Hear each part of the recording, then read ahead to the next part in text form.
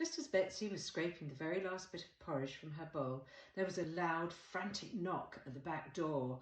Mrs. Noyle, Annoying Noyle, Dad always called her, stormed into the kitchen with a bright red face, looking fit to burst, holding a glass of orange juice out in front of her. "Look," she said, "look in there, one of your bees.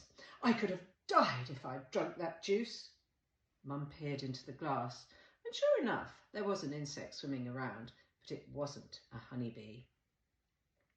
"That's not a honeybee," said Mum calmly. "That's a wasp." "Well," said Mrs. Noyle, "what's the difference? It's one of yours." "No, it isn't," Mum said. "I don't keep wasps. No one keeps wasps. And they are completely different to honeybees.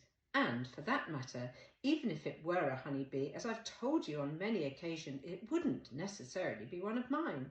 There are lots of beekeepers in and around here, Mrs. Noyle, and bees can fly a long way. They don't just pop next door." "Well, whatever you say," said Mrs. Noyle. "I have a lot of them in my garden and I don't want them there."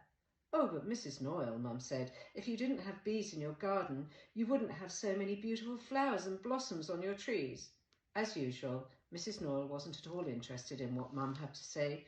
She turned on her heels and walked towards the back door, mumbling to herself about the time she was once stung by a bee or a wasp or something. They couldn't quite make out what she was saying as she finally disappeared out into the garden, still clutching her glass of orange juice. "Well," said Mum, "that was all very exciting so early in the day. That lady needs to learn a thing or two about honeybees, and then perhaps she wouldn't complain so much." Betsie stood up from the table and carried her bowl over to the sink. "Perhaps," she thought, "I ought to learn about the honeybees too."